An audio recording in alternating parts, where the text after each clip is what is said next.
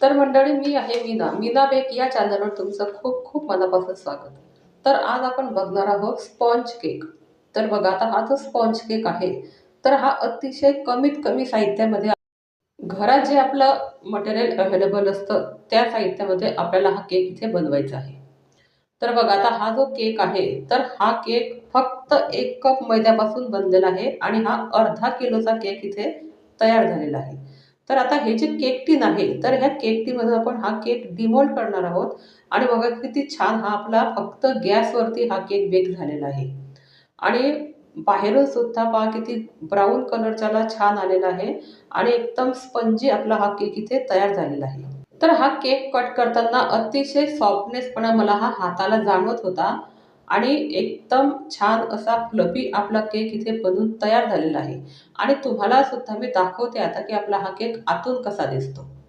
तर बघा किती छान त्याला जाळी पण आलेली आहे आणि एकदम स्पंजी आपला केक तयार झालेला आहे.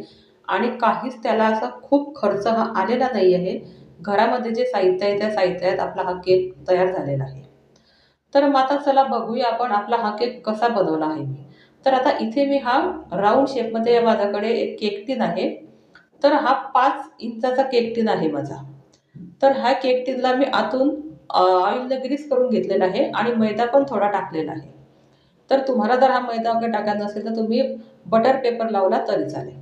तर आता इथे एका बाउलमध्ये घ्यायचं आहे आपल्याला पावडर शुगर. तर बघा, आता ही आहे हाफ कप. ही जी आहे पावडर शुगर, तर ही हाफ कप घेतलेली आहे. आणि इथे ऑइल घ्यायचं आहे आपल्याला हाफ कप. बघा, ही जे मेजरमेंट आहे तर हे लक्षात ठेवा, हाफ कप पावडर शुगर आणि हाफ कप आपल्याला इथे ऑइल घ्यायचं आहे. तर ते छान मिक्स झाल्यानंतर इथे आता एक चाळणी ठेवायची आहे. त्या चाळणीमध्ये आपल्याला मैदा जो आहे, तर हा मैदा चाळून घ्यायचा आहे. तर तो मैदा सुद्धा आपण 1 कप इथे घेतलेला आहे. तर आपल्याला इथे जास्त असं क्वांटिटीमध्ये हा केक बनवायचा नाही आहे. कमीत कमी क्वांटिटीमध्ये आपला हा केक इथे अर्धा किलोचा तयार झालेला आहे. आणि आता इथे घेतलेला आहे मी 1/4 कप आपल्याला इथे कस्टर्ड पावडर घ्यायची आहे. आणि इथे घ्यायचं आहे आता आपल्याला बेकिंग पावडर, हे 1.5 TSP आहे. बेकिंग पावडर आपल्याला 1.5 TSP घ्यायची आहे आणि आपल्याला चवीसाठी थोडं मीठसुद्धा यात टाकायचं आहे.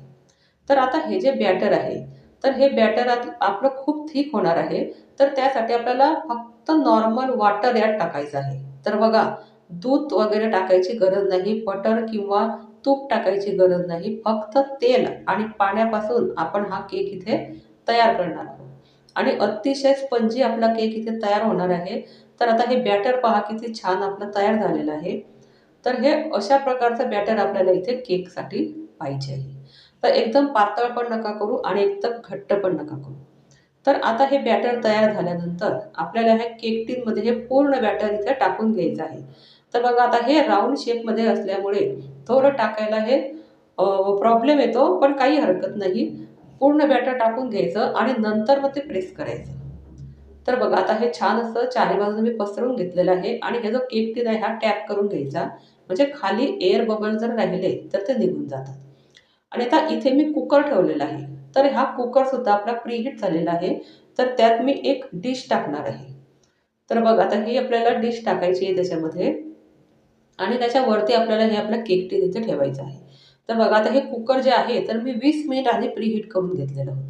तर बघा मंडळी, केक जेव्हा आपण कुकरमध्ये बेक करतो तेव्हा रिंग आणि त्याची जी शिटी असते तर ती काढून ठेवायची. आणि नंतर मग आपण ह्या कुकरला छान असं झाकण लावून द्यायचं.